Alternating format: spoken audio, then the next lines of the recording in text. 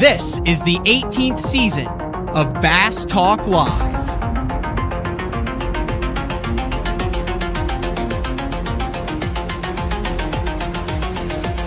With your host, Matt Pangrath.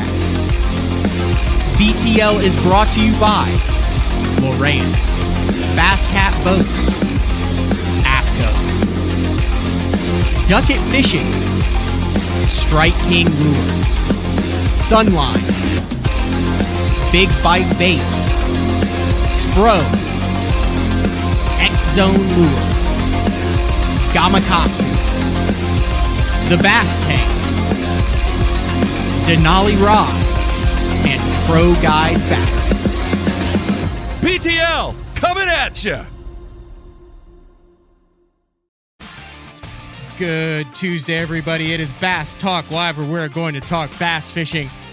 It is a post-Valentine's Day show, and I'm very interested to see what our guest today dialed up for Valentine's Day. I'm sure he knows statistically what the most popular Valentine's Day activity, gift, whatnot whatsoever is spent over the course of history. He's also in Florida, which is very, I believe the word is apropos? Considering, no, is that not the right word? Considering everything that is going on in Florida these days, in between Elite Series stops, wrapped up the Open there, a bunch of stuff going on down in Florida, but it is none other than the man making his first appearance in 2022 on BTL, Mr. Ken Duke from Fishing Tackle Retailer and all things knowledge of bass. Ken, how's it going, man?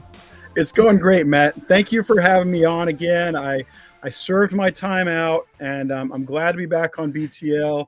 I'm appropriately. I even found a matching shirt to go with my BTL cap. I see that. It said that is the Bienville Plantation shirt. Bienville Plantation. I've spent a lot of time up there over the last couple of months on a game and fish tackle test, and then with the fine folks from Berkeley, and then the fine folks from Shimano. So a lot of time at Bienville catching some really good fish. You should come on down. It's warm here. How does that work? Is that like a public deal, or is it like a pay lake, or is it like a resort? I mean, I've heard a lot about it. I know a lot of guys fish it, but how do you launch your vessel on that without ending up in the slammer? Well, yeah, you want to have permission. It is a private facility, okay, and it's under new ownership. A couple of young guys bought it just about 8 or 10 months ago, and they are making fantastic changes out there. I've known 3 generations or iterations of owners through the years and been going there for 25 years or so. Probably been there 30 or 40 times myself, but the new owners, they're really going at it hard. They are first and foremost trying to get the fishing where it needs to be. Bienville has this terrific reputation as a trophy bass fishery, and it's well deserved, but it had kind of slid down a little bit in recent years, and they're bringing it back up. They've got biologists out there working. They're improving the facilities out there. It's coming back to its heyday, and I think it's going to be better than it's ever been under their ownership. How big is it? Like, can you see everyone else that's fishing there? Is it a lake, a series of lakes? What is it? There's about 20 lakes out there. Oh, wow. Yeah, and the biggest are well over 1,000 acres, maybe closer to 2,000 acres, and they're old phosphate pits.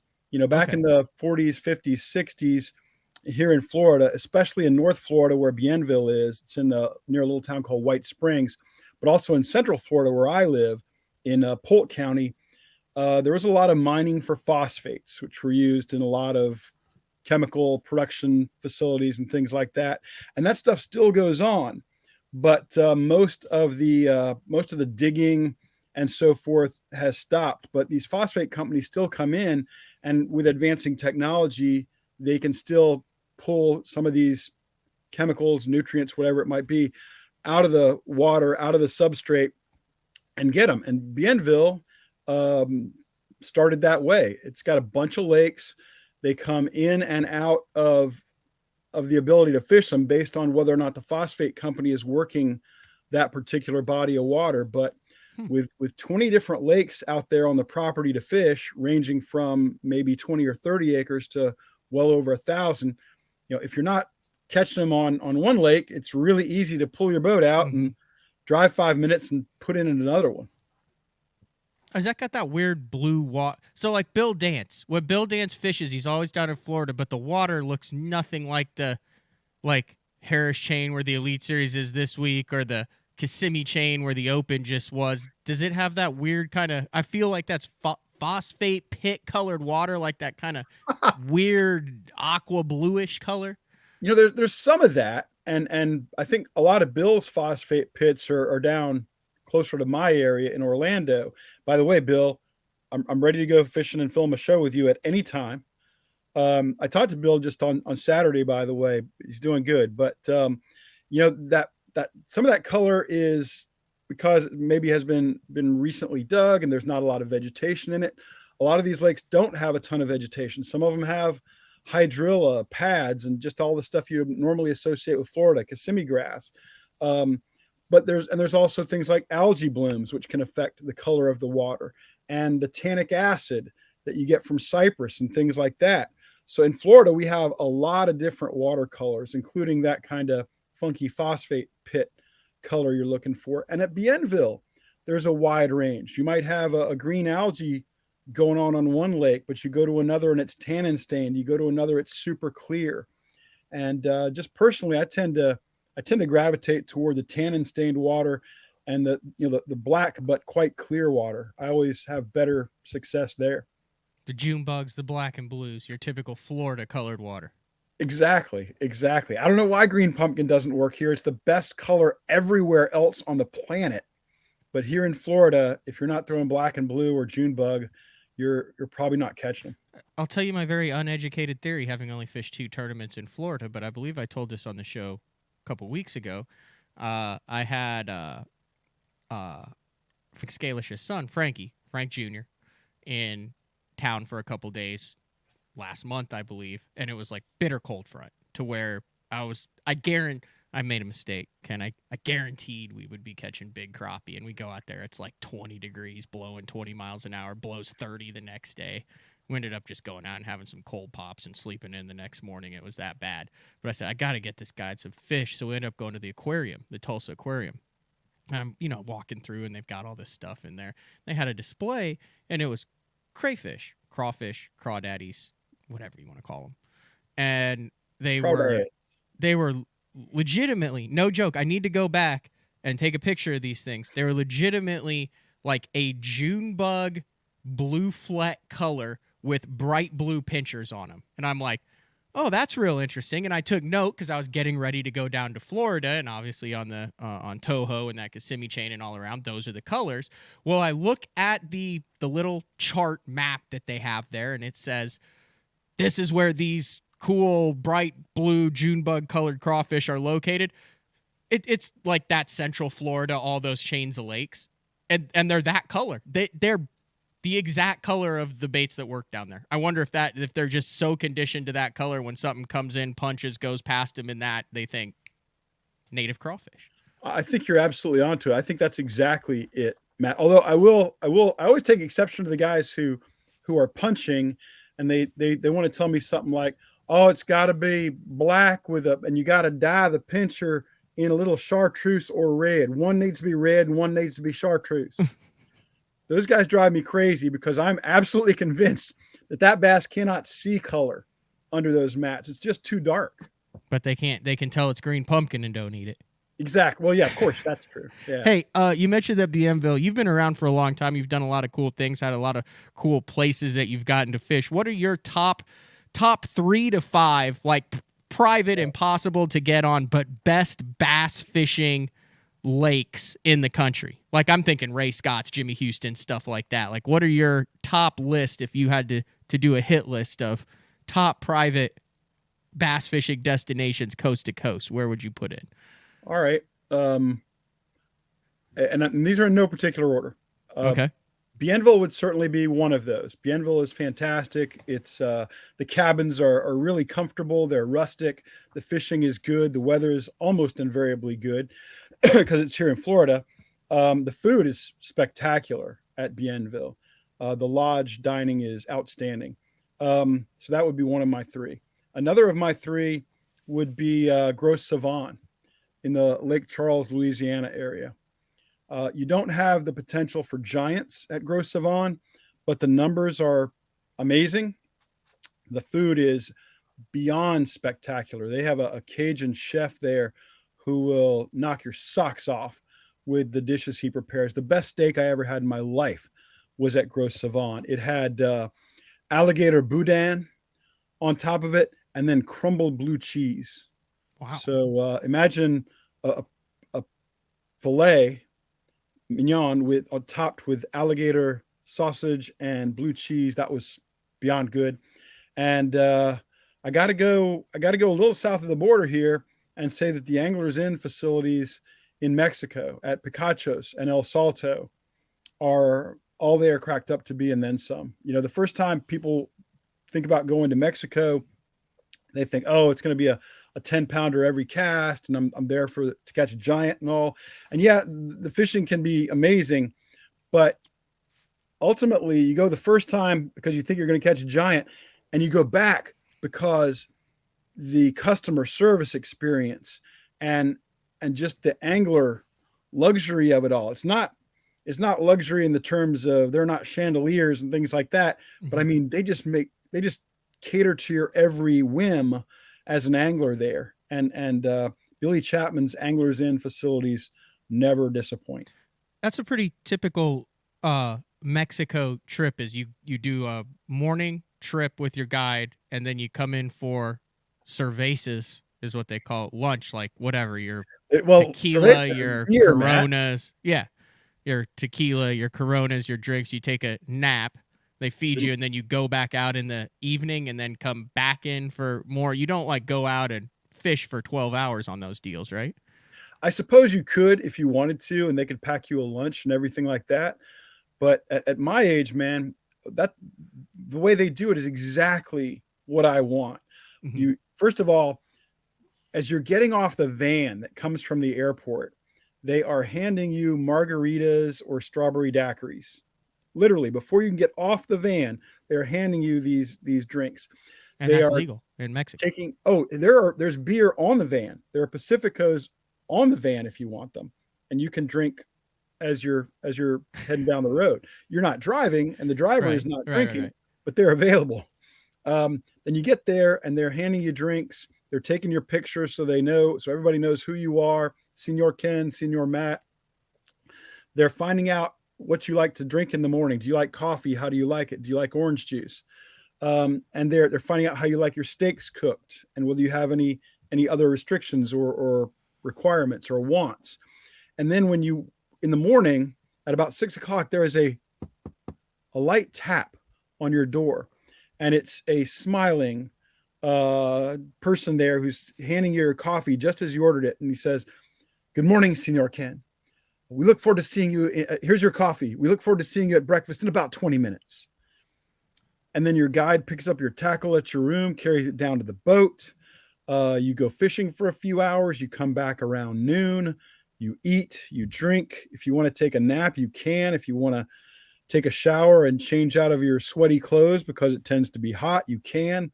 By the time you go back fishing again and come back to your room, all your clothes have been laundered, folded, and put away. Really? There's more drinks. There's more food. There's just, it's paradise. Now, I always heard, and I have not done a Mexico trip to one of those lakes yet. I would like to. It's on the bucket list of things to do. It's just whenever I have a chance to take a fun fishing trip, I always go north, Canada, Alaska, that type of thing. Maybe it's just because that's kind of where I went when I was a little kid, and it's kind of nostalgic to go up there. But I always heard that if you tuck a crisp 100 in your wallet and tell your guide 10-pounder and show them the 100, that then they will take you to the holes that instead of numbers, they will open up the playbook, so to speak, and give you a better shot at a double digit once they understand that should you hook one, they get the 100. Is that a thing? Is that a known thing? Or is it just someone...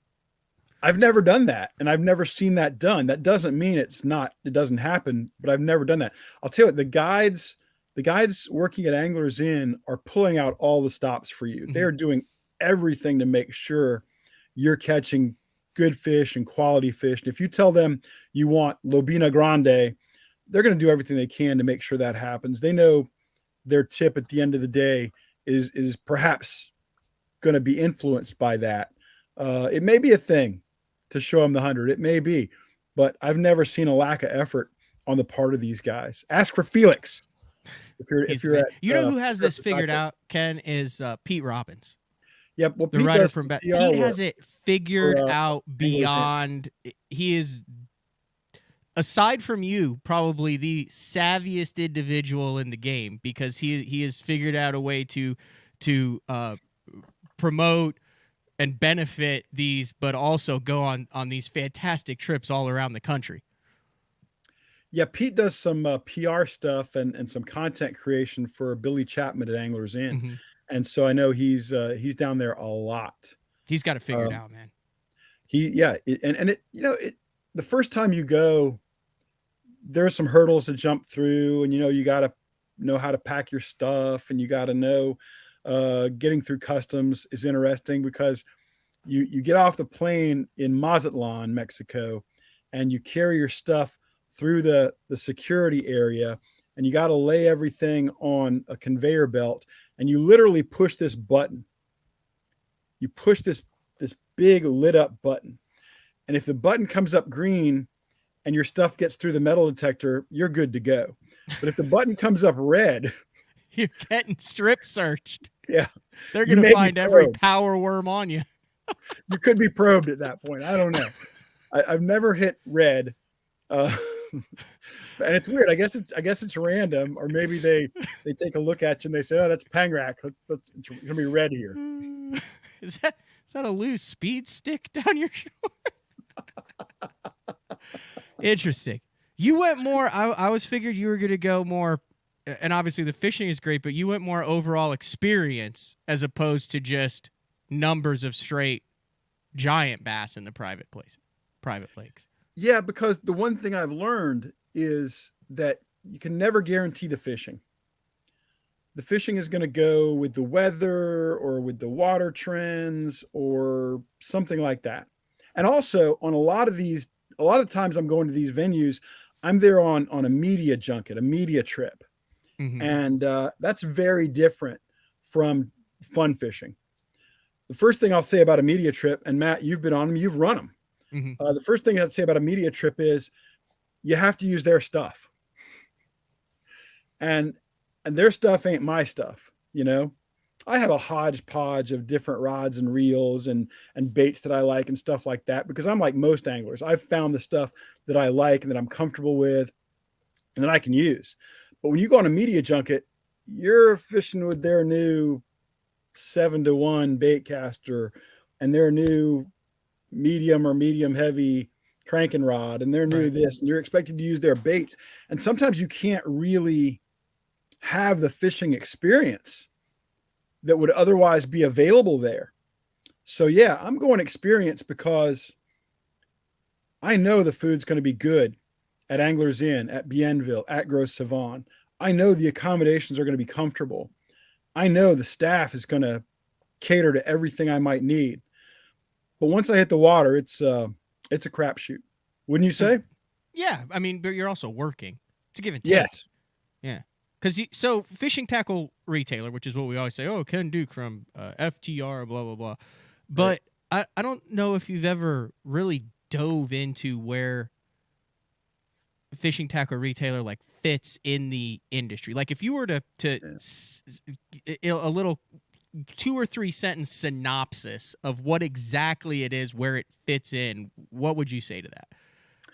I would say that Fishing Tackle Retailer is the only business-to-business publication in the North American fishing industry. We've been around for 43 years. We were started by Ray Scott. A lot of people don't know that. Really? Yeah, Ray Scott used to be a bass property. And we are that. One of our primary reasons for being is we are that nexus between the manufacturer and the dealer, the retailer. We're not a consumer magazine like Bassmaster or Bass Angler or Bass Fishing. We're a trade publication, and the magazine is free. If you're an industry person and you'd like to get FTR, all you got to do is go to fishingtackleretailer.com. put your cursor over the icon that says print magazine, and you can sign up for a free subscription. And it's going to keep you posted on what's going on in the industry, new products, things like that. But our focus and our target audience is the retailer. So that's the like Lucky Lure Tackle in Oklahoma City, like that type of retailer, or like Johnny Morris's Bass Pro Shops in Springfield, Missouri, that type of retailer. All of the above. As a matter of fact, we are received by about 98% of every tackle retail shop in America. And at Bass Pro Shops, and Cabela's and a lot of the big box stores, it's my understanding that on every issue of FTR that comes into the shop, they will put a little Post-it note or little piece of paper on the cover, and the executives and managers have to check off that they looked through the issue. They saw the issue. So they're keeping up with what's going on in the industry. So they go through and, this is what's new coming out from this company. These are the current trends that are going on. And then that allows them to work with the manufacturer to make sure that they have what is currently the hottest, the newest, the best baits stocked. So then you, the consumer, the listeners can go in and have what the best available products are. Exactly. Cool. I didn't realize that. I mean, I had an idea of what you got. I had an idea of what it was, but I also knew that like I never went into like the dentist office and saw like FTR from 5 years ago, sitting on the counter or going to, see any of those magazines. So that's like a cool. How many retailers are there in the United States? That's a tough question. Is that legal? Like, are you allowed to talk about that, or I'm just curious? I can tell you our circulation is about 15,000. Oh wow! But they don't all go to retail shops, know, yeah. And sometimes there might be. What I like to say is we're in every retail shop. You're going to be hard pressed to go into a retail shop and say, "Hey, where's your latest issue of FTR?" And they're not going to be able to lay their hands on it very quickly. They will be able to lay their hands on it quickly. But also, if you were to go to some of the major tackle manufacturers, most of the tackle manufacturers in this country, large and small, you go to their executives and you're going to be able to find that they've got the magazine too, because they're trying to stay up inviting you what the competition to is fish at his phosphate pits. Was that Bill Dance inviting you to fish at his phosphate pits, Ken? Sadly, no. That's that's somebody I'm just making sure. I didn't know. I thought maybe crazy things happen on BTL. And I don't know what it is, Matt. I wish I could explain it, but as I think you're aware, if I come on BTL, I will get phone calls and texts. Well, it's that first kind of hour of the morning at 9:30, 10:30 is when people, it's after the morning coffee and before the lunch break. It's that hour and a half work window. I turned my ringer way down before we started, and now I just turned the sound completely off. But no, that wasn't Bill. That was another industry person, though. I only talk to people in the fishing industry. I have no time for anyone else. Interesting. When was the last time you did like a activity that had zero fishing related? Have you ever done a non-fishing related trip, activity, destination, something that had nothing to do with fishing? To where someone said, "What do you do?" And they were like, "Fishing. What's that?" It's probably been decades. I mean, when I lived in Georgia and when I wasn't full-time in the fishing industry, when I was practicing law in Georgia, I had a lot of tickets to sporting events. I had Brave season tickets and Falcon season tickets and stuff like that. And so I'd go to some sporting events because you could do that at night when maybe it wasn't easy to go fishing. But that would have been decades ago. So it's been a while. And when I do something that you'd think, oh, Ken's taking a vacation, I usually try to work some aspect of fishing into it. Like my wife is from Japan, and once in a while we'll go to Japan. But every time I'm in Japan, I got to stop in tackle shops and maybe try to go fishing if I can, and maybe visit a manufacturer. So I tend to turn everything into fishing. You were a lawyer in Georgia? Yeah. I think I got better. I recovered. How did you end up in the fishing industry from practicing law in Georgia then? Because just a brief history. I've always been into fishing. I caught my first fish when I was 5 years old, caught my first bass when I was 7, eating up with it, absolutely eating up with it. In high school, they'd assign you something to write about. And I think this is like you. I would make it about bass fishing. Yeah. I'm going to make this about bass fishing. So every time I had a writing assignment, I would turn it into something about bass fishing. And that continued. And the teachers were kind enough to kind of encourage me. And so I kept doing it. Finally, I was 18 and, no more high school writing assignments. I thought, well, I've read all these articles all my life about bass fishing. I wonder if I could sell one. I wonder if I could do one myself and turn it into something that would pay me. And so when I was 18, I sold my first story to a national publication. And I just kept doing it. And that was how I made money through college. And when I was starting high school and stuff, I used to think, oh, I want to be a bass pro. I was a member of Bass since I was 14. I used to sit down and calculate, well, how many pounds of bass am I going to need to catch every day at competition to qualify for the classic? Because back then it was based on pounds and ounces. Yeah, it's like the archaic method of if you have one tournament where you catch 80 pounds, doesn't matter. You can finish dead last of the others. You still got 80 pounds. That's right. Exactly. And, you could bomb at the Ohio River where nobody's got more than 10. Yeah. You couldn't afford to bomb at Toledo Bend or someplace good. That's how I got into numbers, because I was also a baseball fan. And then anyway, so I wrote articles. I wanted to be a bass pro. I used to go down to Lake Murray. I grew up in South Carolina. And I'd watch these tournament weigh-ins, and I'd see guys like Roland Martin and Jimmy Houston and Hank Parker and Bill Dance and Rick Clunn, and I didn't have the guts to talk to any of them. And I didn't know any bass pros, just me and my buddies. So I didn't understand what you needed to do to be a bass pro. So that I felt like that was closed off to me, but I knew how to go to school.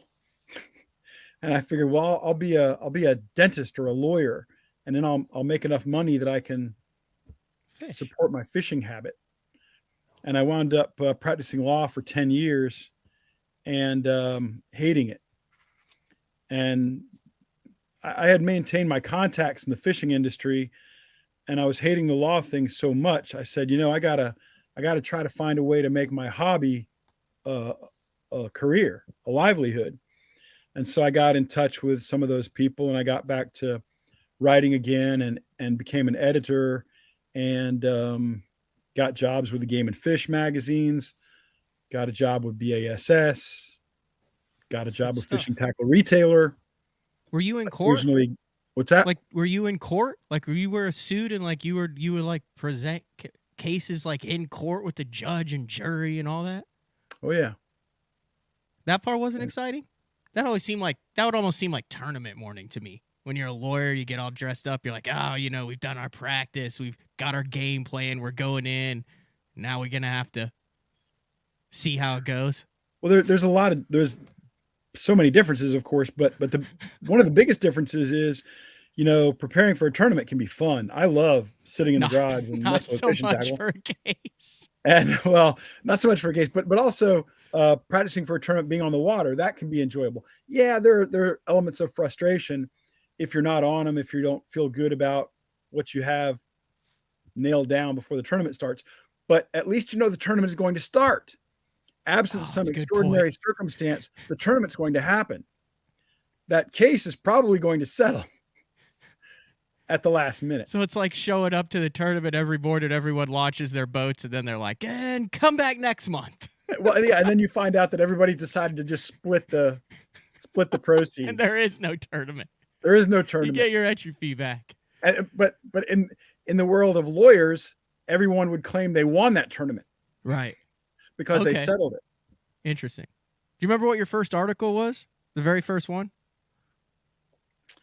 The one you were 18 that you National sold. Magazine was on boat dock fishing.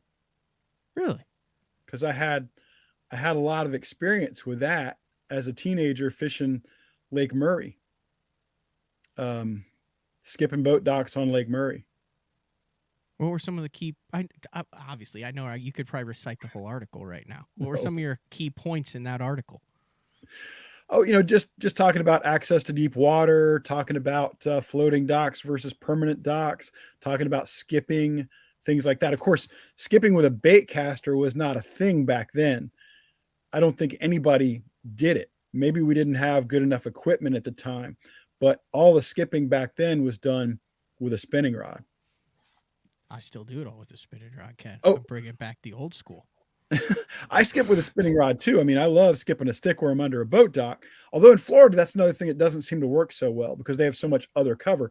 But yeah, I love skipping with a spinning rod. But because you and I have had chances to spend so much time with really outstanding anglers, the Andy Montgomerys of the world who are masters at it.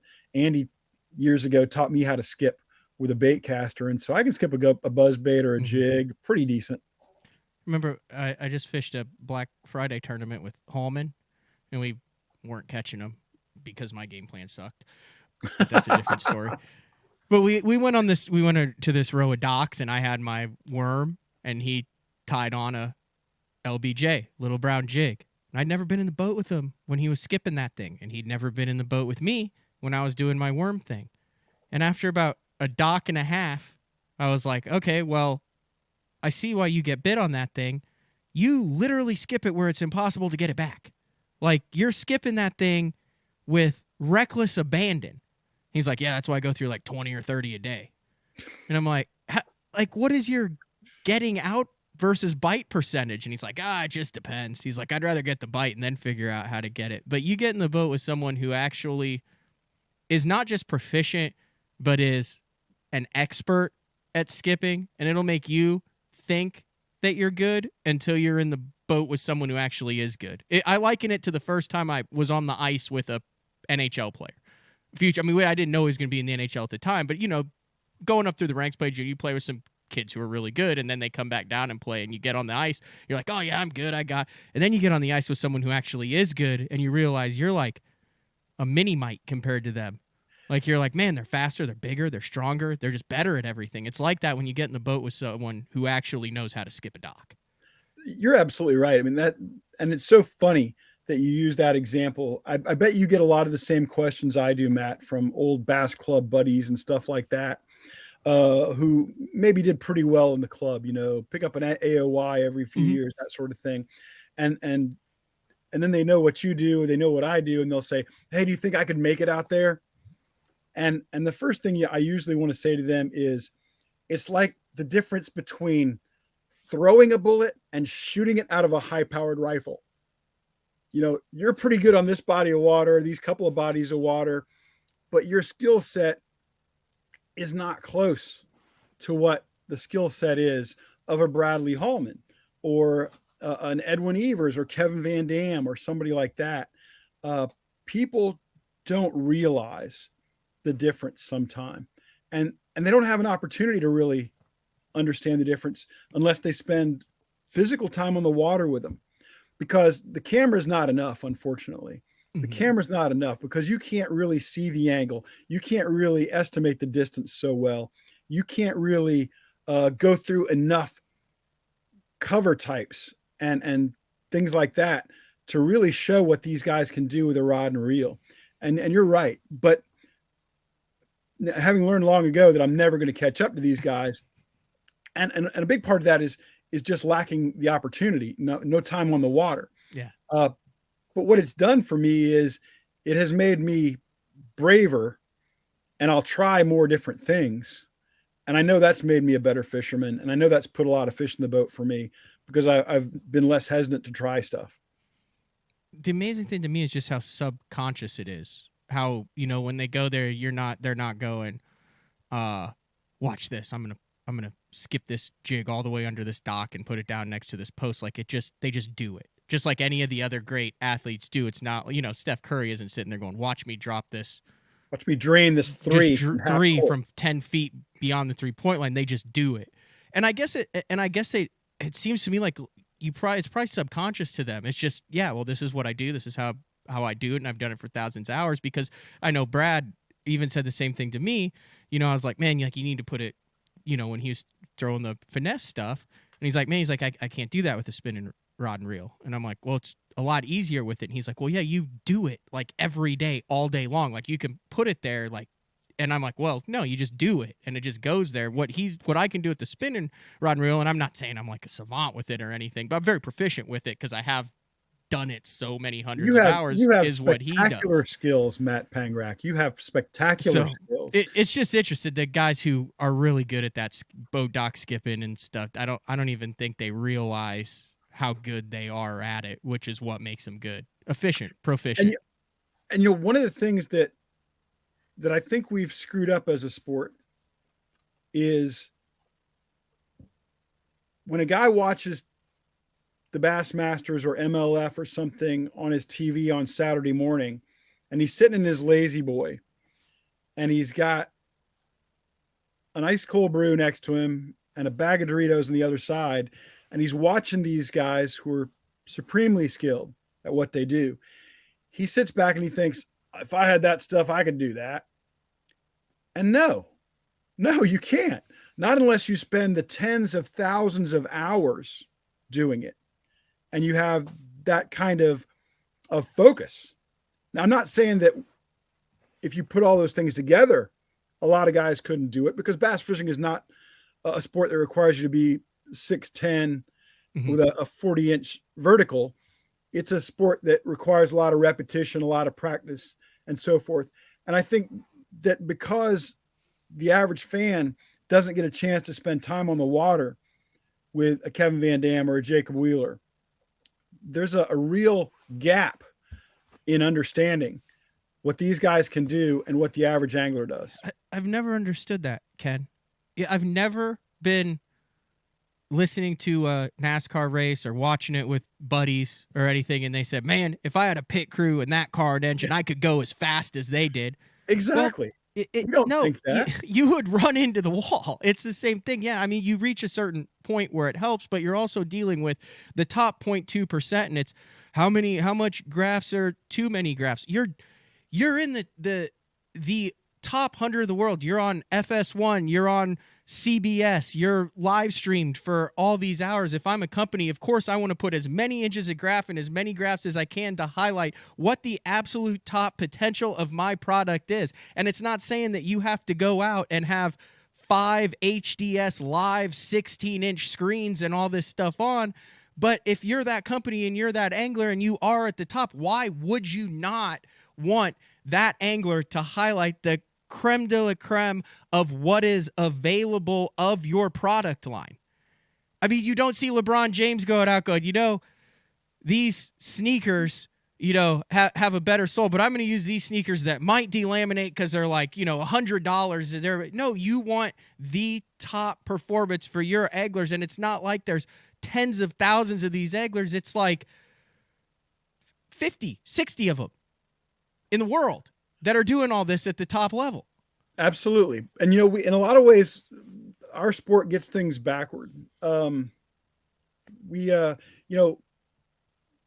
Michael Jordan ruled the NBA and he was making so much money off of Nike and he had his own line of shoes and all that stuff, the people who were buying Michael Jordan's shoes, who thought that would help them dunk a basketball, all had one thing in common. They were 12 years old and stupid. But in our sport, and Kevin Van Dam goes out and wins a big tournament on a Strike King 6XD, we all think, well, I could do that if I had that 6XD. How stupid is that? Well, but and we're 40 or 60 or however. But to some element it is, because here's what you're doing. Like, yeah, that might be the best tool for the job, and that bait might be the best bait that gets it done, but you're skipping all the steps in between. Yes, so instead of going exactly. A, here's the starting point, and then going B, C, D, E to where F is, yes, the Strike King 6XD is the best tool for the job, and you found the fish and you're around them. And yes, you probably are going to land more with his signature series stuff because he knows that he's jumped off fish and how to keep them buttoned up and landing them in gear ratios. You've got guys who are going A and they're skipping B, C, D, and E and saying just because they have the stuff, they go to F. And then they go out and they're like, well, I have all the stuff to keep them on and I got the 6XD, but they're missing the steps to getting to where then being specific with that brand, with those lures and micro adjusting is beneficial. They are skipping all those steps, Matt. You're exactly right. But it's worse than that. And I'll tell you why. Because I know they're skipping all those steps. Because I know it's stupid to think that way. But I still do it. I still want that bait. I still want the same combo. We all do. He throws it on. We all do. Isn't that crazy though? How dumb am I? I mean, the bladed jig is like that. There's a ton of bladed jigs out, but I firmly have it in my mind that there's only one bladed jig that works better than all the others because it's what Drift and Brett Height and all those. You know what I mean? Well, I happen to agree with you on that, but yeah. You have any proof on it, or is it just because they throw it? Like, how do you determine? Okay, how do you know that if that's they bite it because that's the one you throw probably can? Well, you're absolutely right. I think there's a big part of that, but I do like that particular bait the best. Yeah. And I'll say this. Sometimes I think there are superior versions, but I also think that bass are not as smart, as savvy, as wary, as tuned in as we think they are. Ultimately, they're still a fish with a brain the size of the end of my finger. And if you don't get the bait in front of them, they can't eat it. So, and I also go a little bit crazy when guys tell me, oh, they'll only hit the green pumpkin if you dip the head in chartreuse. Well, no, that's not true. I don't believe that. And what are the odds that I'm going to have the exact color that they're only hitting that day? You know, it's interesting because this is a great conversation that I guarantee you people had it in the 70s. People had it in the 80s, the 90s. Now and they'll have it for decades to come because there is no absolute answer to it. There is no way that you can definitively say whether a fish would eat this and not this or that and not that and what the reasoning is behind it. But like I said, I'm not saying that it's all a marketing. Yes, it is marketing, but there's a reason behind it.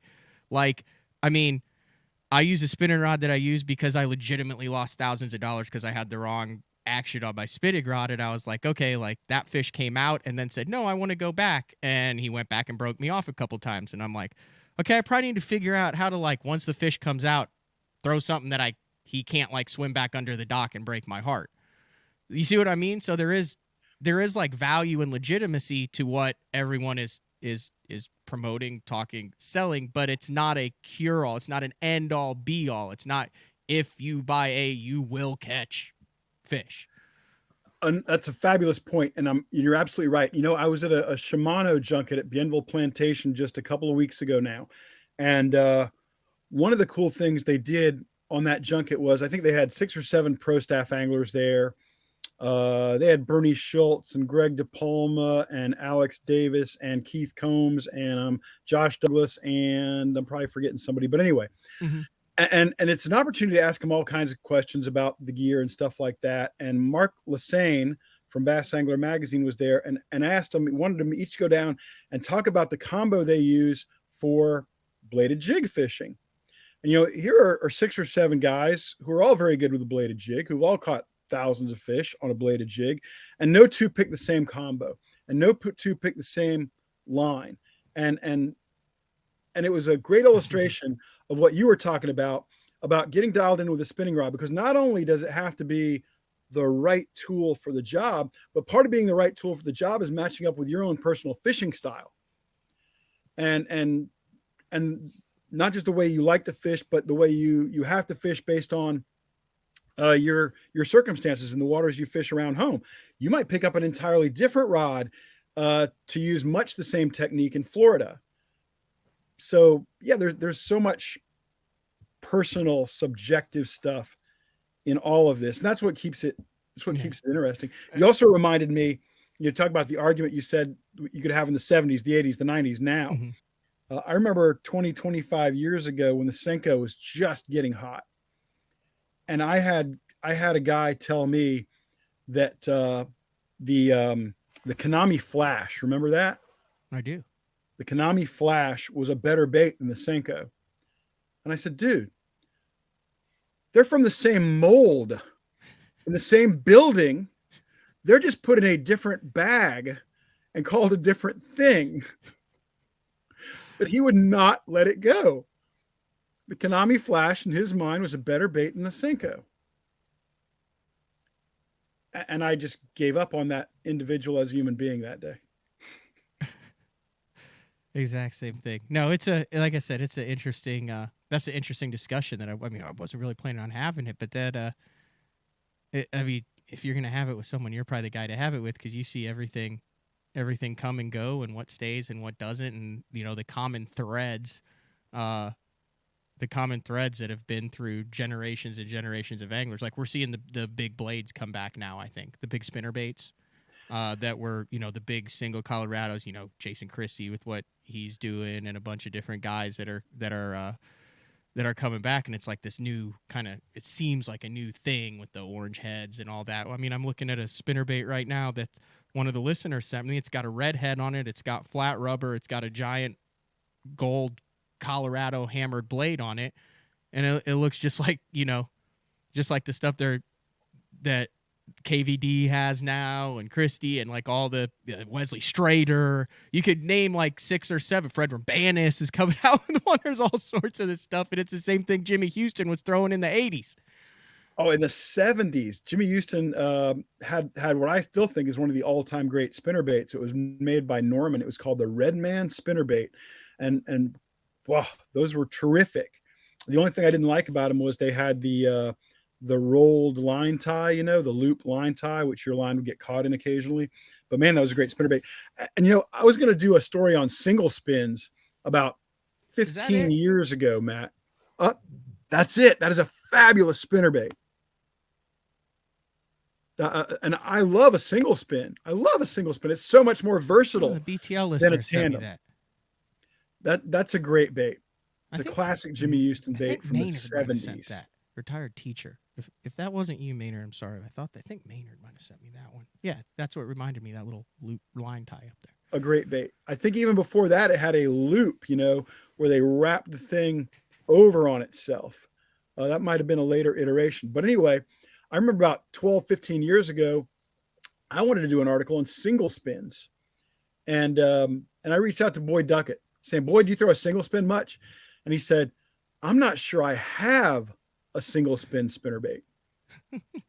And this would have been, not 10 years ago, decade ago, whatever. There was a period of time between maybe 2005 when the chatterbait took off until fairly recently, where if you found a single spin, it was probably being marketed as a night fishing lure. Mm-hmm. With a big Colorado or something Purple like that. And black skirt on it. Yeah, it's crazy. But the single spin was a dominant spinner bait in the 70s, much more popular than the tandems. The first spinner bait had was a double spin with 2 arms of blade on it. It was the old I used to troll those for walleye up in Canada. There's an In-Fisherman article about how you could have the little tandem spin. Anyway, I do want to wrap this up, but I do also want to mention there is like a little kind of side channel, a little caveat to this conversation. To that is, and in my opinion, it all has to do with the lateral line and generations of fish. There are baits that do hit the market that we have seen. It's undeniable, Ken, where that bait does result in the average guy going out, hearing about it in a tournament, hearing about it from a buddy, buying it, and catching more bass than they wouldn't have. I think the chatterbait's a great example of that. I think the umbrella rigs are a great example of that. I think the whopper ploppers and those style of baits are a great example of that. I would even say that like the XD series, that style, the Kevin Van Dam, like the sexy shad color, like I think there's certain things that like literally you can become a quote unquote better angler just by buying that bait, because just the anecdotal evidence and look at their results, especially when those baits first hit the market with a different vibration, a different look, something that they haven't seen for generations, does result in more bites. I think that's hard to deny that lightning in a bottle does exist. I'll put a little bit different spin on it, Matt. I think what it does is when some of these new baits come out, whether they're really new or whether they're just new to a specific angler, quite often what I think happens is it inspires that guy, fires him up to go out there and buy that thing, and then to give it a fair try.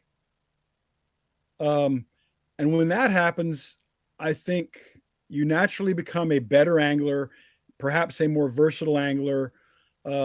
If it gives you confidence, even if it's borrowed confidence, that's good. If you're borrowing Kevin Van Dam's confidence from throwing the 6XD, that's a good thing for you. If you're borrowing Jason Christie's confidence from throwing that spinnerbait, that's a good thing for you. Those things are going to help you put bass in the boat because you're going to give those things a better try than they might otherwise get. So does it make them a better angler because of the product, or does it make them a better angler because they're broadening their spectrum and horizon and giving things that they're getting out of their comfort zone? I'd argue with you on that part. Fair point. I want to wrap this up. I want to make one more point though before I wrap it up. Then we're going to take a commercial break because we're like I said, I could go 4 or 5 hours with you, Ken. That's the problem with this. We're going to take a commercial break, get back into some bizarre, some odd stats and statistics in the second part of the show. But over the last kind of month and a half, I know I had Ben Milliken on. I've had a number of people who've talked about the growing trend of YouTube anglers, their influence in bait buying decisions, their impact on the quote unquote general public. But I will say, based on this discussion and everything that we've had, I still feel like a lot of these techniques that the YouTube anglers have made quote popular or famous to where they're saying, man, there's less of an impact to the tournament guys. All they're trying to do is sell us stuff now with the jerseys and the patches, and there's no validity to what they say. I would venture to say everything that we're throwing now, that we're doing now, the techniques that the baits that we're using, those were spawned by successful tournament results by a tournament angler. I'm firmly believe it. Look at the Alabama rig and Paul Elias in October of 2011 on Lake Gunnersville. Look at Brian Thrift with the chatterbait. Look at James Watson in the Open with the Whopper Plopper. Name me a technique that is now famous, that is an everyday technique that is making millions of dollars in sales, that was not a result of success in tournament competition over the past 20, 25 years, Ken. Well, I'd have to, over the past 25 years, you're probably right about that. I'm not going to argue with you. I think that if you're talking about the Texas rig, that really kicked off in the late 50s, early 60s, and did not come out of the tournament world because there really wasn't a tournament world at that time. I think that, but I think that generally you're probably right. It definitely gets a kickstart from the tournament world, especially over the last, I wouldn't say just 25 years. I'd say especially over the last 50 years. Just said, yeah, name a bait. Oh, name a bait? Name anything that's a household that wasn't spawned out of tournament success. I think the Senko had such a slow boil to it that it wasn't tournament success that made the Senko wildly popular. It was word of mouth. It was a slow burn on the Senko because Gary Yamamoto came out with the Senko in 95 or 96, and it took a while before that thing took off. It was 7 or 8 years, and it wasn't a quick ignition on it. It was just kind of a slow burn. That's fair. Was there a tournament that the Slugo was introduced to the world in? Because I feel like the Slugo was a little bit of a precursor to the Senko, but I also feel like there might have been a tournament or two that really exposed that bait to the world. Well, the Slugo was what Gary Yamamoto was trying to imitate with the Senko. He was trying to create a fluke or a Slugo. And yeah, there were some early derbies, or not early, but mid 80s derbies that were won, or guys did really well on the Slugo, a fabulous creation by a terrific graphic artist named Herb Reed, who is the only man, by the way, who both invented a bait type and had a couple of his illustrations on the cover of Bassmaster magazine. Really? And he's still in business with Lunker City, still making the Slugo, and it's still a really great bait. Really? Wasn't Basil Bacon the guy who made the creature bait craze famous, or was that before? That was a tournament result there, wasn't it? And then Jay Yellis won a classic on it, and now all of a sudden we've got appendages out the wazoo. Well, the first creature bait, I think, in my opinion, was the Zoom brush hog, and that came out late 80s, very early 90s, but it wasn't a big seller. It didn't do well. Then Basil Bacon designed the bacon rind for Gambler, and Davey Height won the 99 Classic on it in Louisiana, and that kicked it off. That gave a boost not only to the bacon rind, or the baby bacon rind, I think is what he might have been using, but what the irony was, I think the Zoom brush hog benefited more from that win than the bait that Height used. Didn't Jay Yellis have a year where he used a hollow-bodied swim bait, like that kind of Bastrix? Obviously started in was it 2007, the Clear Lake swing there with the Bassmaster Elite Series, and then for like 2 or 3 years. But that was a tournament result-driven bait that's now a household bait. Yeah, absolutely. I'm thinking, if you want to go back to something that was not a tournament thing, it's more of a cult thing. But the big swim bait stuff, that obviously didn't come out of the tournament world, because most tournament guys are not going to pick up an 8 or 10 inch bait when they're trying to catch 5 keepers.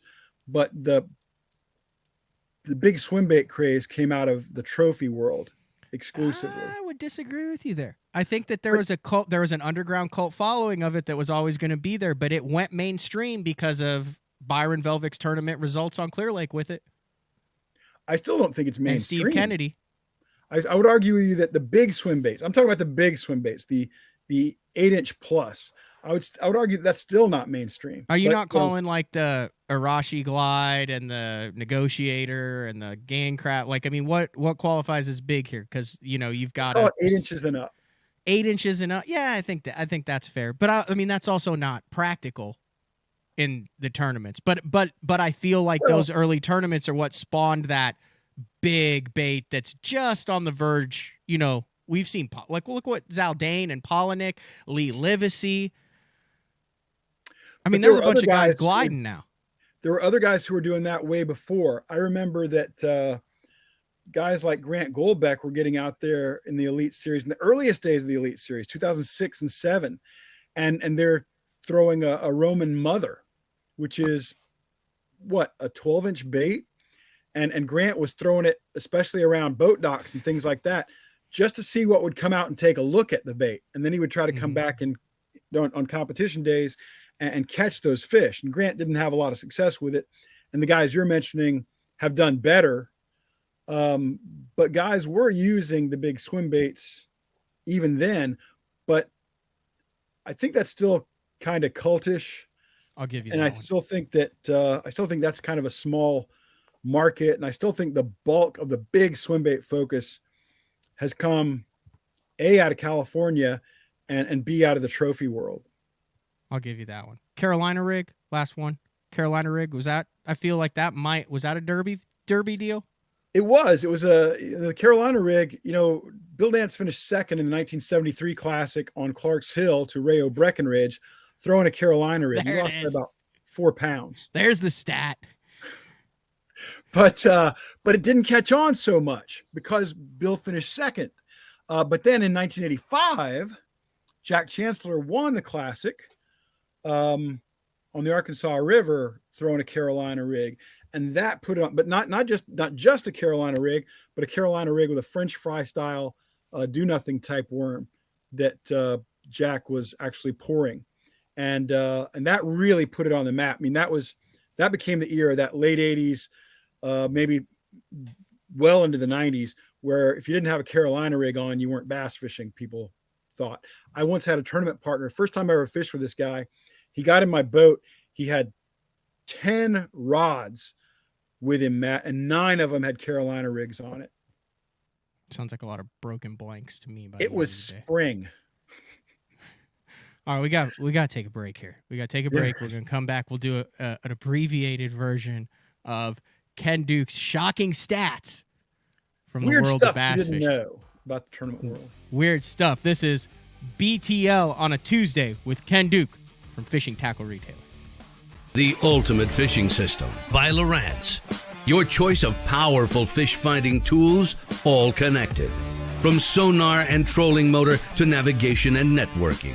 To fit the way you fish. All with touchscreen control from HDS Live, the heart of your system. Find more, see more, catch more with the Ultimate Fishing System by Lowrance. Upgrade to the Ultimate Fishing System and get up to $1,000 cash back. The new Puma STS has been redesigned from the ground up. With the angler, design, function, and performance in mind, nothing on this new offering was compromised, and the only thing carried over from the previous version is the name. Based on the Soft Touch series hull that started with the flagship Jaguar, this new model is nimble and performs incredibly well at all speeds with either a 250 or 300 horsepower engine. Featuring a new 96-inch wide-body footprint, this hull measures out at 20 foot 7 inches in length. Industry-leading design coupled with tournament-winning performance. The Puma STS from Basscat. Feel the rush.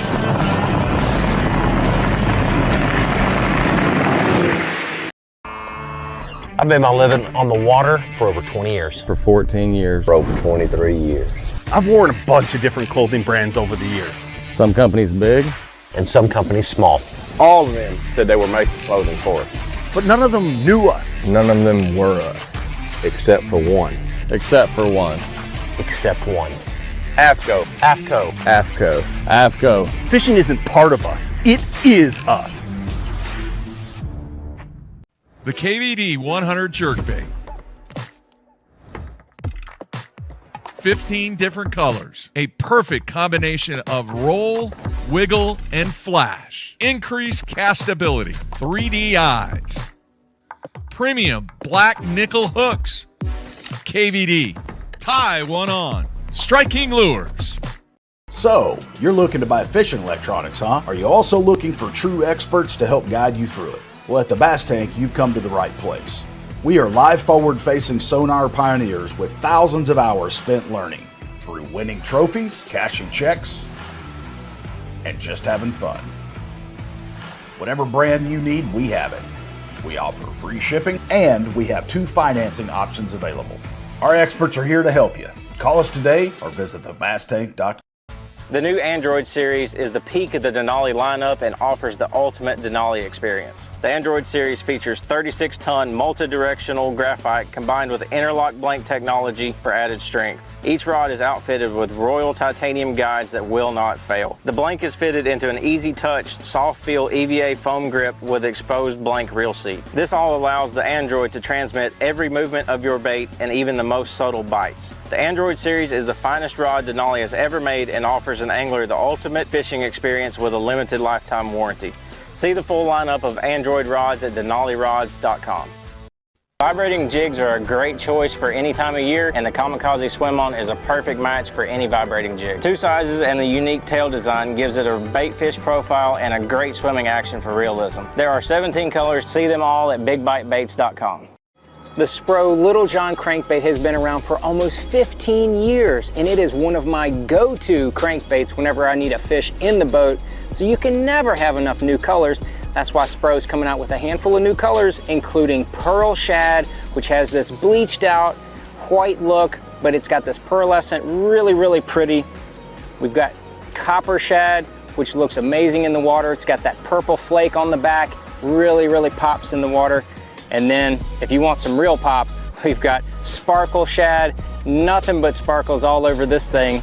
And then last but not least, we've got the matte Sexy Shad, just a really different looking color for a crankbait. So you want to give them a little different look, that matte Sexy Shad is definitely the one to go with. All these colors are available in the original Little John and the MD.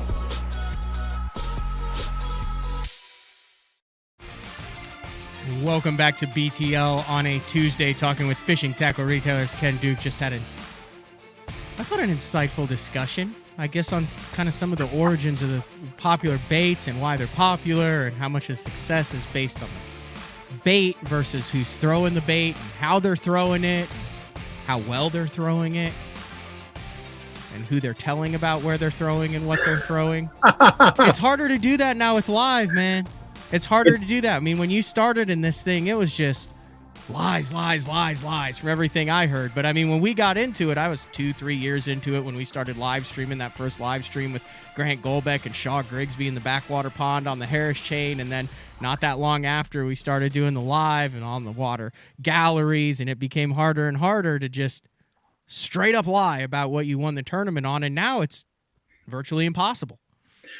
You're right. And that's a great observation about the history of the game and the way people have talked about products.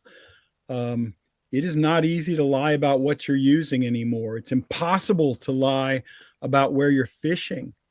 And that has been a big change in the sport. And you've been right there to see it. Used to be when a guy would come off the water having just won a major event like the Bassmaster Classic, you didn't know if you could take him at face value when he was telling you what he used or what he was doing, or maybe even where he was fishing. You could go up to the guy later and say, okay, man, off the record, just between you and me, you still didn't know if you were going to get the right answer depending on who you were talking to. That's been a big difference. And you know, going back to what we were talking about earlier, Matt, you wonder how that would have affected bait trends, tackle trends, if guys had been telling the truth. Man, I ran out of them on day 3. On that final day, I had to switch it up. But those first 3 days, I used bait A. That happened. It seemed to happen a lot back in the day. Guys won tournaments. They always ran out of the bait they used the first 3 days. Right at the end of the day, always broke off the only one they had. And the other thing you run into is guys who will, if it's a multi-part lure, you know, a jig and a trailer, a spinnerbait and a trailer, something like that, they'll want to put all the focus on one aspect of it. I mean, I remember covering a tournament in Okeechobee where everybody was punching, and this angler wanted me to believe that it wasn't about the jig he was using, it was about the trailer. It was all about the trailer, because the trailer was a sponsor and the jig company wasn't. And it's interesting the spins people put on it. But, you know, talking about tournaments and what's going on right now, you know, one of the things you mentioned to me off the air was, you know, John Cruz now has a chance to go back to back. Right. And start the year out. You sent me to my archives, man. I was looking at the number of guys who have gone back to back in BASS history. It's a long list, actually. Really? Of course, Roland Martin and Kevin Van Dam lead the list. Each of those guys won 3 in a row at one time. And here's a shocker for you, because they all happened way before your time. They all happened in the very early days of BASS. But Bill Dance won back-to-back tournaments on 3 different occasions. He did it in 68, he did it in 1969, and he did it in 1970. He had back-to-back wins in each of those years, which is wildly impressive, I think. And the last guy to do it, which I'm sure your audience is going to remember, was Edwin Evers, who went back-to-back in the elites in 2015. Do you think it's easier or harder to go back-to-back in this era now than it was, say, in the 70s and 80s? I think it's a lot harder. I think the playing field is a lot more level.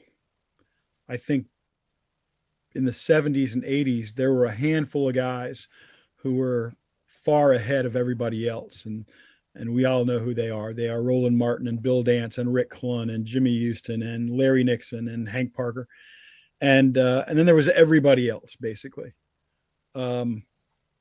It was a handful of guys. It was those big names who had a chance to win no matter where they went.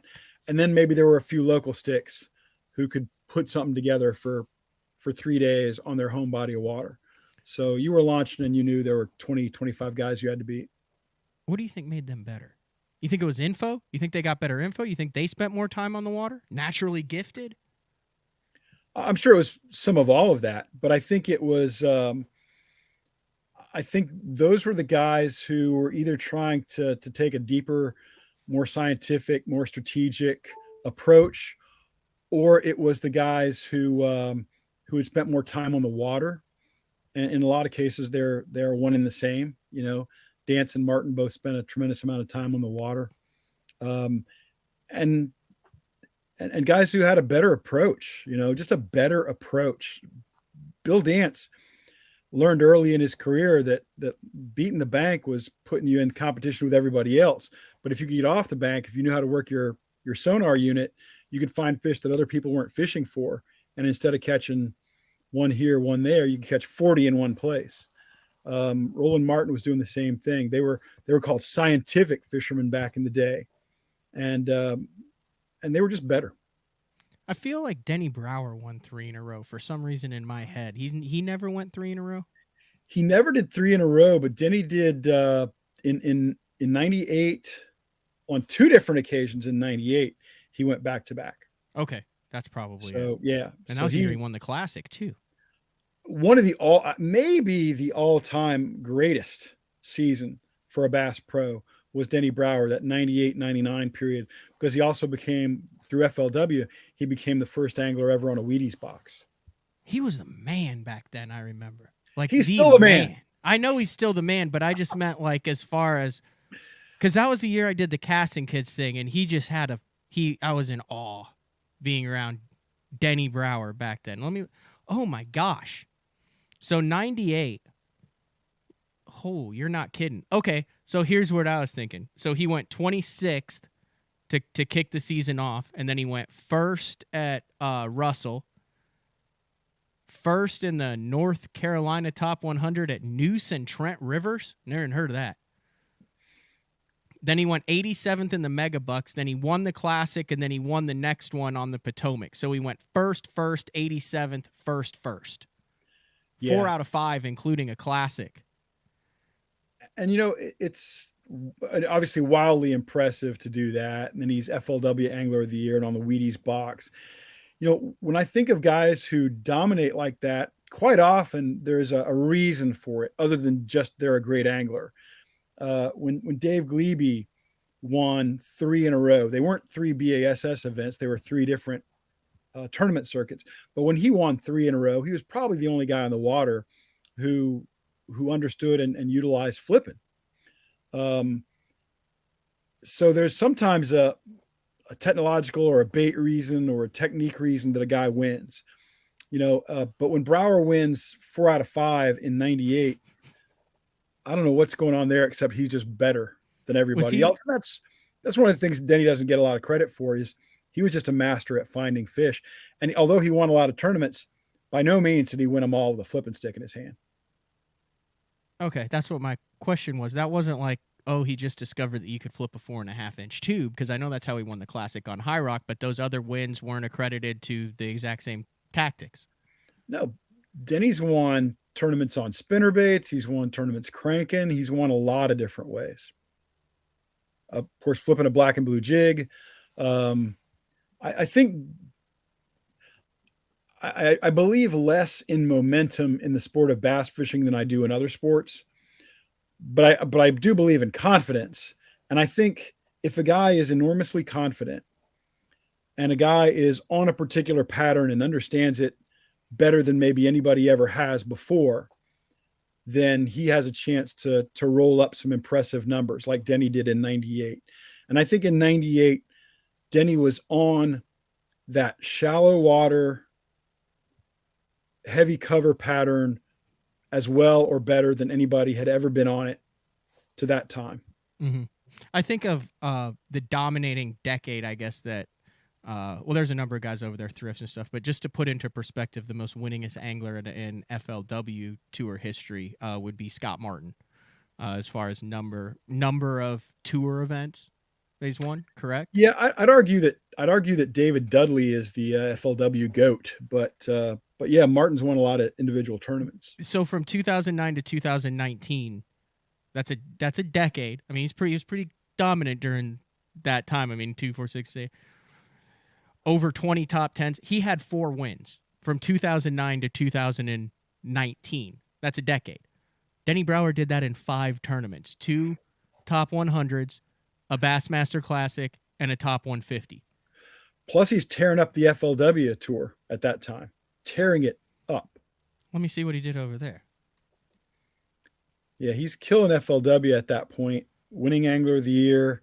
He was, you know, when I think of dominance, obviously we think of Kevin Van Dam, say 2005 to 2011.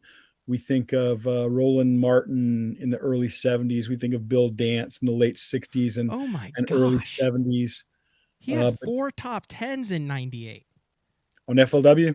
Yeah, so he got Florida. He started it in 98 in Toho with 115th, but then he went 9th, 8th, 9th, 5th, 12th, and 8th. Yeah, he was. And in that, he won the 4 out of 5 over on Bass. Yeah, he was a bad man. Why has no one dissected this one season?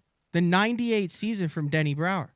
Then he finished in the top 10 in the title too. In the FLW Cup. Yeah, it's kind of an underrated season in a sense.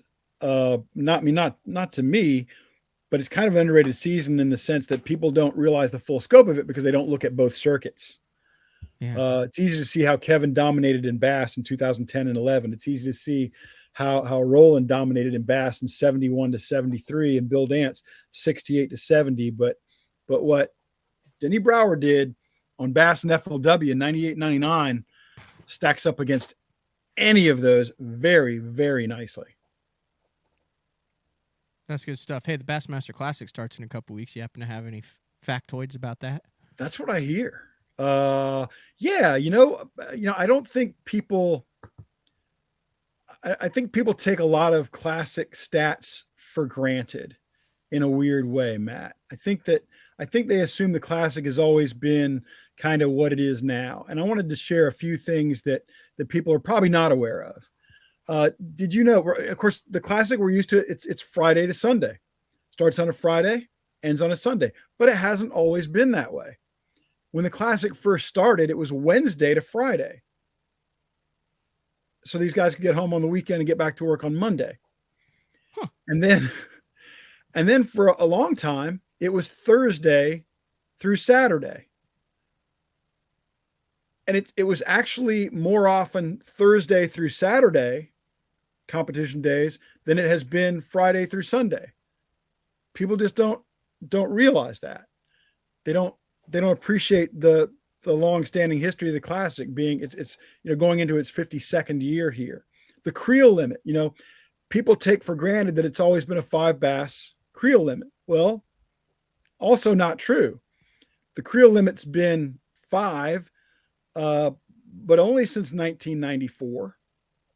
And before that, it was all over the place. It was 10 for a while. It was 8 one year 8. when they were on Texoma, and 8 was the creel limit on that body of water. It's been 7. It's been 6 on the Ohio River.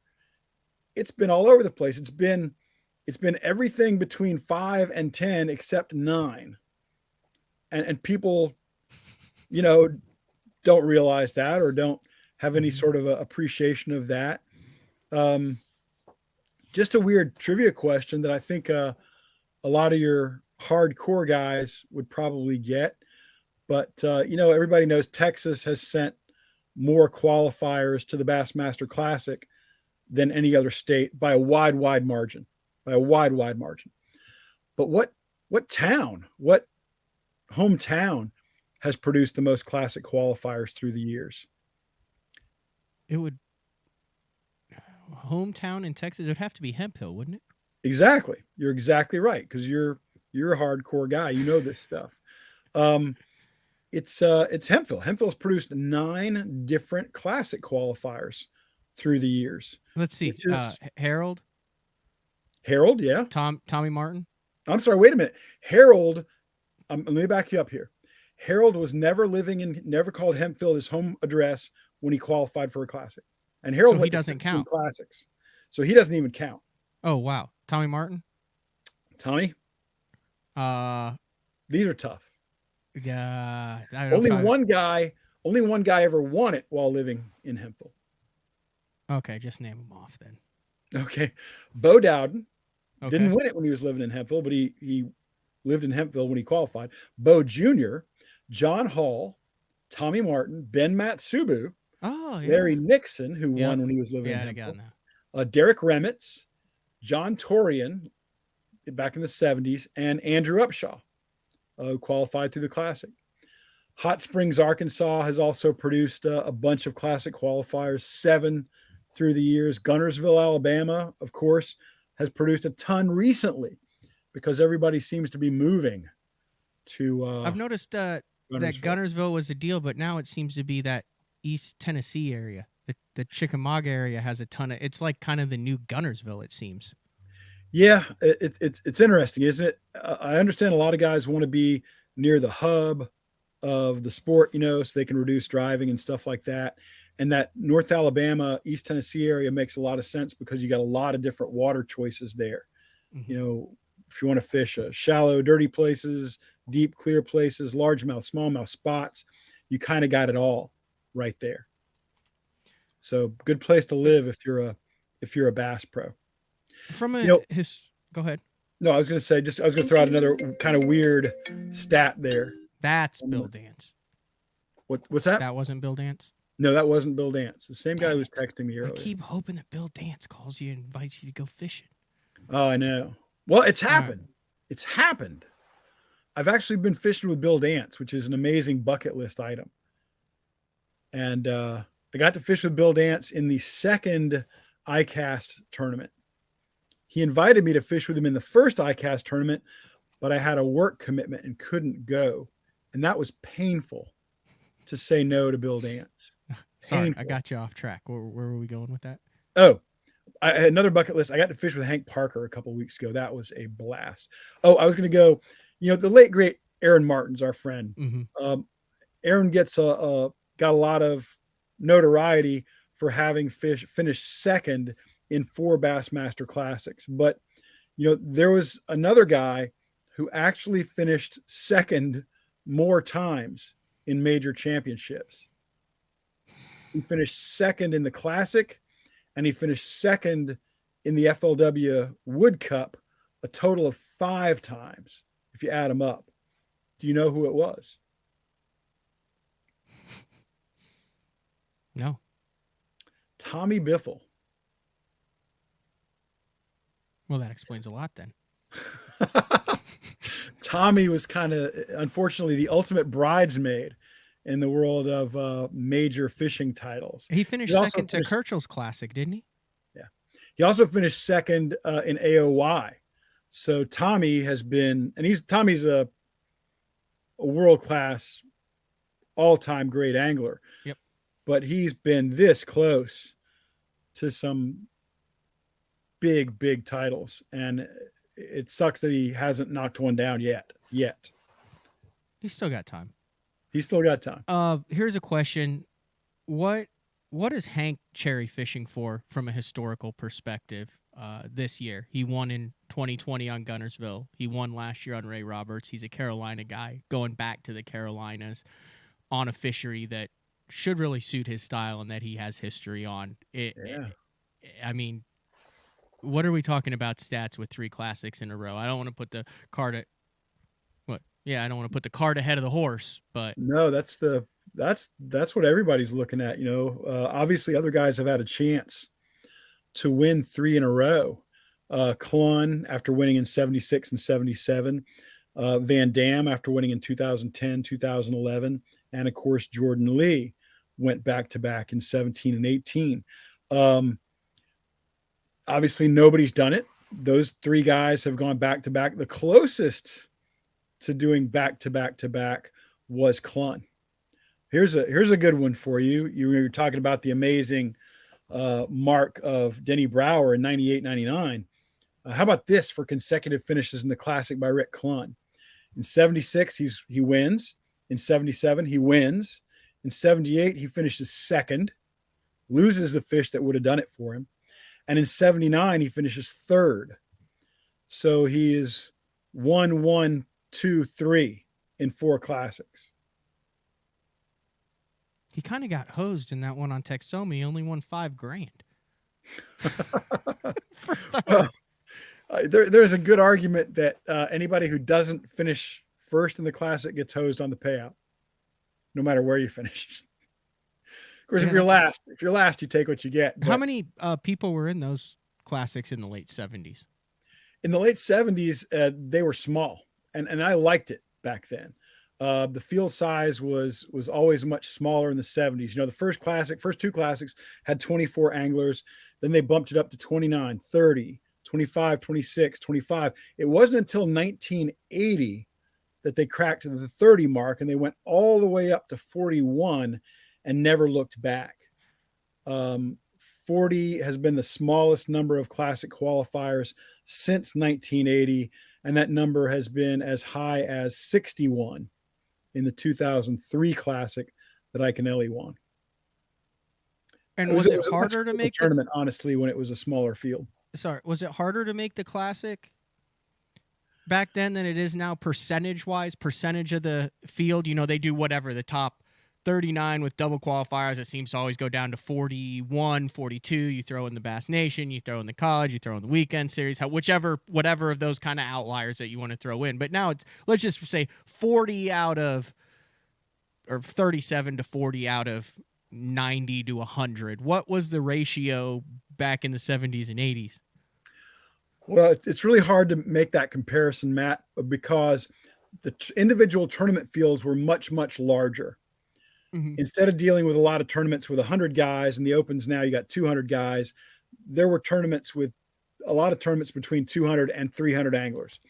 But most of the anglers were not fishing all the events in a season. The season was shorter. It was 4 or 5 events. The seasons were shorter. Guys were not fishing all of them. So if 25 or 30 guys made the classic, and only say 120 or 130 guys fished all the tournaments, the ratio was a little bit worse then. So it was a little tougher. I would also say that you didn't have guys coming from so many different formats and platforms back then either. It was basically just the Angler of the Year standings, just going straight down that AOY standings. The defending champ got an automatic berth. And the Bass Federation Nation guy got a berth, and the rest were just AOY standings. So it was a little tougher path, maybe.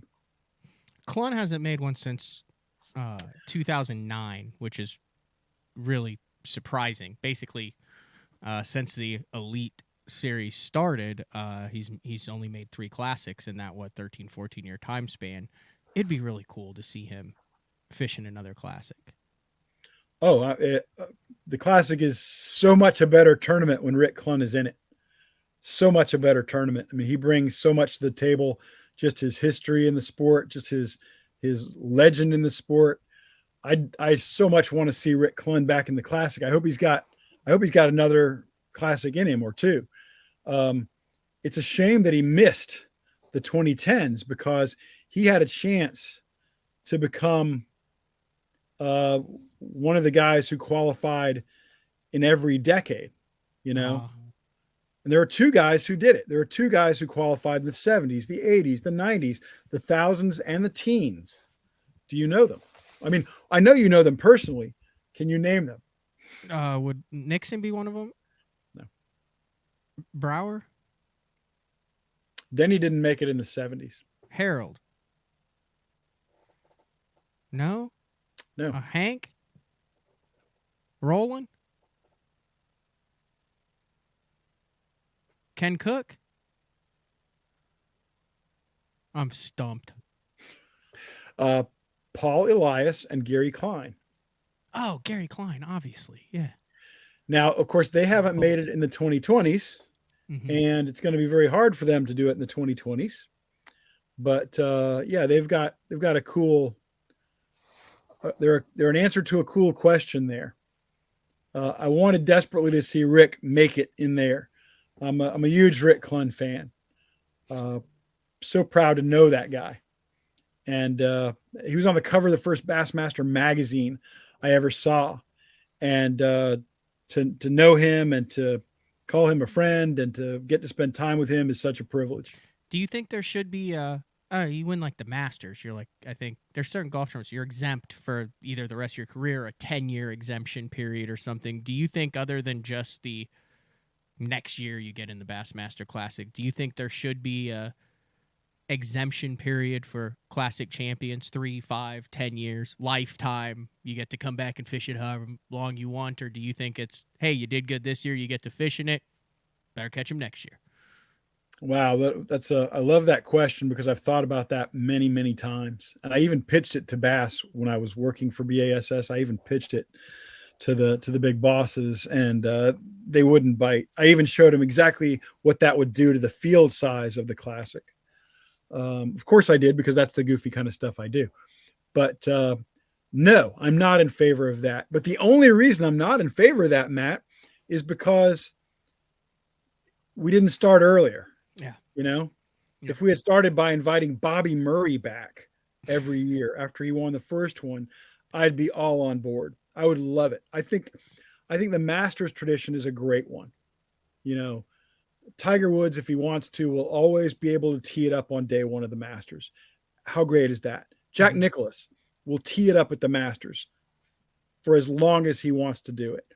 I love that. And I think Bass would be smart to do that. And they're not always smart, but I think they'd be smart to do it, because one of the big reasons you have the Bassmaster Classic is to tell a story about the tournament, to tell a story about the organization, to tell a story about the sport. And when you limit yourself to the stories you can tell, you limit your opportunity to grow and advance. So I hate that. But because it hasn't been done for the previous 52 years that you get a lifetime exemption, I would hate to see it now. It would do ugly things to the stats. I mean, Rick Clunn has the record for most Classic appearances at 32, and I would hate to see some guy break that record just because he won a Classic early and borrowed a boat to fish it the rest of his life. What would it do to the field size? I just pulled up the Classic. So not that much. I mean, it would but probably you think you think these guys would still be fishing it? Like, you think Hank would still be lacing them up to go out there every year for the Classic? I think 100%. I guarantee it. I guarantee it. Jack Chancellor would absolutely lace them up and get out there. And that would be beyond cool. I would love to see that. I would be lining up to interview those guys before the Classic. I would be watching them intently. Mm-hmm. It would be a great story. I mean, it wouldn't blow the field size out of the water, because a lot of the guys who have won in the last 20 years are still I mean, obviously you had the split in 2019, which changes the dynamic, but as a whole, a lot of those same guys that are active that have won are in it, and there's longevity in the sport. So it's not like you're every year pumping a new guy into it. You're talking about adding maybe 15 guys. And my opinion is a Dion Hibden, a Denny Brower, Davey Height, Woo Daves. Yeah. Kind of tough for Robert Hamilton Jr. Jack Haynes. Let's get Jack Haynes back out there. Paul Wise. I want them all. Woo Daves would lace him up in a second. You know that. He'd absolutely be out there. Yeah. I don't know. I would love to see it. I think it would be a great move for Bass. It would be a smart move for Bass, but as a guy who follows the history of the sport very closely, I wouldn't like it for what it would do to the numbers. I hear you. But it's a great story.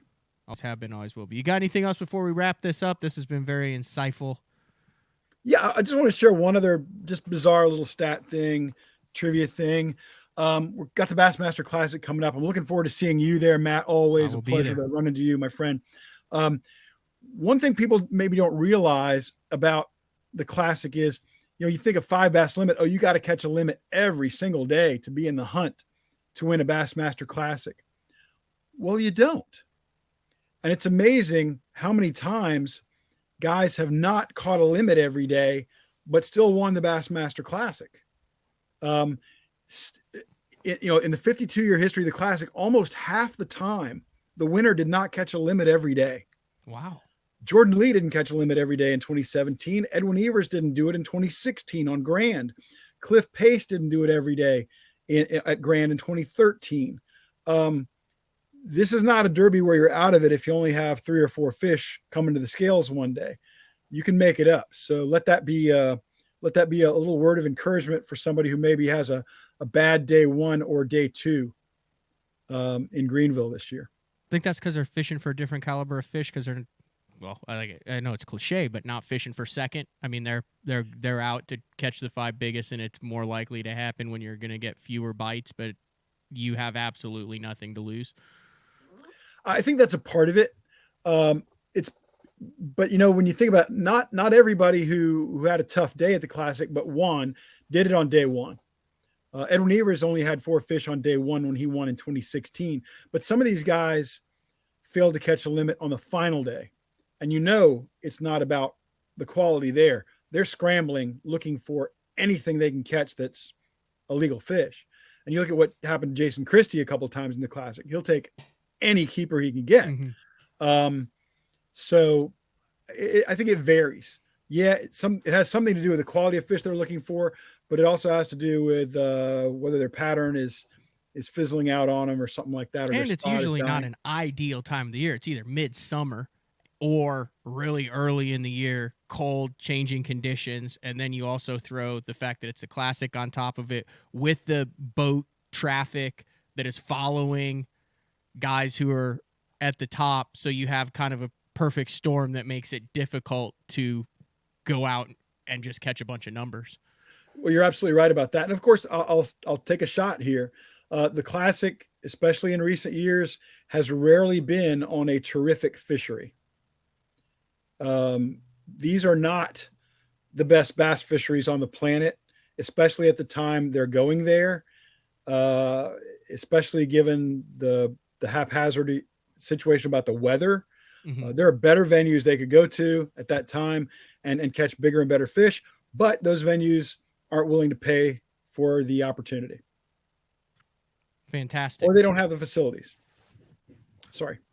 Well, I'd like to thank you for your time. You have a parting word? Parting word. Catch them. That's 2 words. That is Ked Duquette. I will see you at the Bassmaster Classic this year. Always insightful, always a great discussion with the one and only Ken Duke, the most knowledgeable man in the sport of bass fishing, bar none, hands down. I don't think anyone would deny that, especially when it comes to stats, history, facts. I like it because it puts it into perspective. You mentioned you're a baseball fan. It's really hard to put other sports. I feel are easier to put into perspective. Accomplishments, achievements. What does this mean in relation to this? Looking at it objectively, not subjectively, based on what just happened, as opposed to what not many people remember happened 10 or 20 years ago. Very difficult for you to do that in this arena, Ken, because there is so much changing, so much dynamic. You mentioned field sizes, the way they're scoring, total pounds, the number of fish, the days of the events, the format of the tournaments. But anything that helps put it into perspective, I think, helps maintain the history of the sport and shows when someone really does something special, that it is special, or someone who did something special, like what we just talked about, the 1998-99 season with Denny Brower, helps bring some appreciation back to that. So thank you for your contributions in that arena, Mr. Duke. Thank you, Matt. And thank you for doing such a great job carrying on the fabulous tradition of Bass Talk Live. You're phenomenal at this. Well, I had a pretty good mentor there for 17 years. Yeah, I'd say. All right, Ked. Take care. Get that trip booked with Bill Dance. That's up to Bill, but I'm the answer is going to be yes if he calls. But Bill's I had a chance to fish with Bill. What a great man. All right. We'll see you. All right. That was the one and only Ken Duke. We're going to take a final break. I'm going to come back, talk a little bit about what we have going on for the remainder of the week. Guest-wise, what's going to be going on at the Bassmaster Classic and also in the world of professional bass fishing. It's BTL on a Tuesday. We'll be back after this. Combining one of the most popular hook styles with Gamakatsu's beefier Superline offering, the Gamakatsu Superline Offset Round Bend delivers the strength necessary to target big fish in heavy cover. Well suited for braided line and heavier fluorocarbon, the Gamakatsu Superline Offset Round Bend is built using stronger Superline wire that allows anglers to easily fish a finesse worm around heavy cover. The round bend offers a larger bite area, perfect for any worm presentation, while increasing your hookup ratios. The newly enhanced Z-bend holds your plastics on the hook longer, reducing the number of pull-offs and reducing damage to plastics. Available in 2/0, 3/0, 4/0, and 5/0, this is the most durable worm hook, designed for heavier lines that hold your bait on longer. Preparation is key to success. And that preparation starts well before you ever hit the water. You're only as strong as your connection to the fish, and your line is that critical connection. Confidence in your line every minute of every day on the water is a necessity, and failure, it's not an option. Sunline makes the fluorocarbon, nylon, and braided lines to give you the strength to guarantee your confidence. Elite Series Pro Daryl Gleason here. My Pro Guide batteries keep me going on those long tournament days and long practice days. Always plenty of juice, never fail. The best part about Pro Guide batteries, it's the people behind the company. They have over 40 years experience in the battery business, keeping all of us fishermen out on the water longer, catching more fish. Check them out at ProGuideBatteries.com. What's up, Bass Talk Live fans? Brandon Polnick here. And ever since I won a couple Bassmaster Elite Series events on X-Zone Lures, I've been getting a bunch of questions of what makes them so special and different. And really, the truth is, it's in the details. The little details, things like no cheap fillers in their plastic.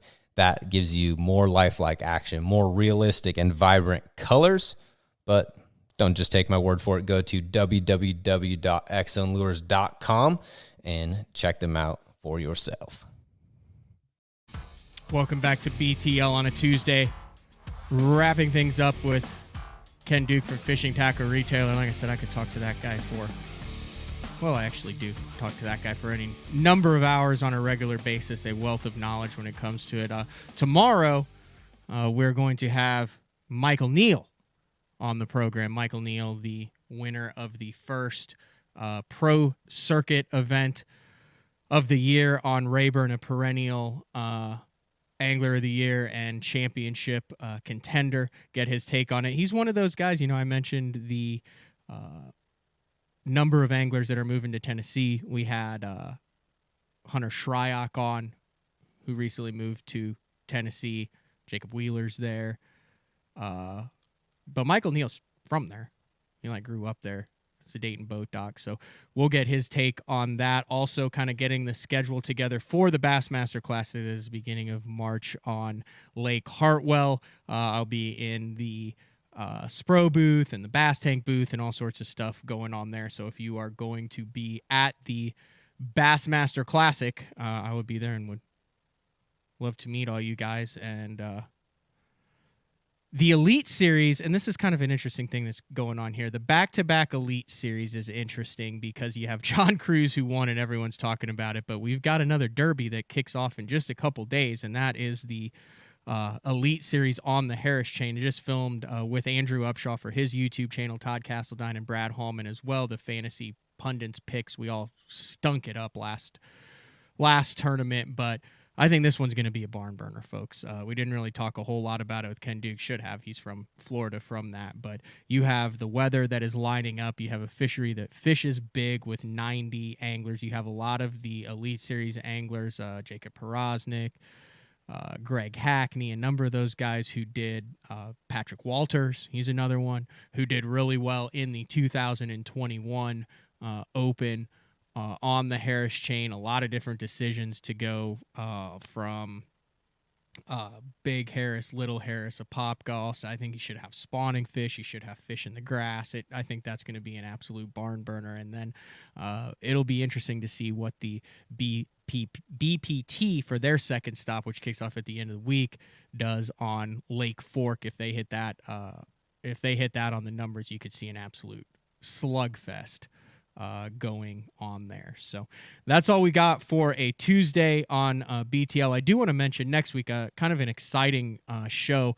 I mentioned one of the things that we're doing, like we did with Matt Looney with Pro Guide Batteries. We had John in to talk a little bit about the forward-facing sonar from the Bass Tank, and one of the things that I'm really looking forward to doing this year is kind of utilizing some of our sponsors, not just to promote their stuff, but they understand how stuff works.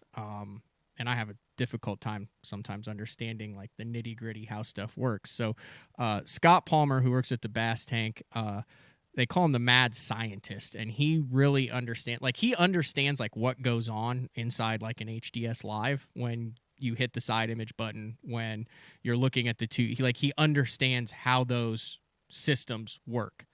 So I was like, man, you got to come in because I just know that it works. But he is going to be in next Wednesday, a week from tomorrow, to break down how sonar, how all of this actually works from a fundamental standpoint, which I'm excited about because I don't understand how it works, but he does.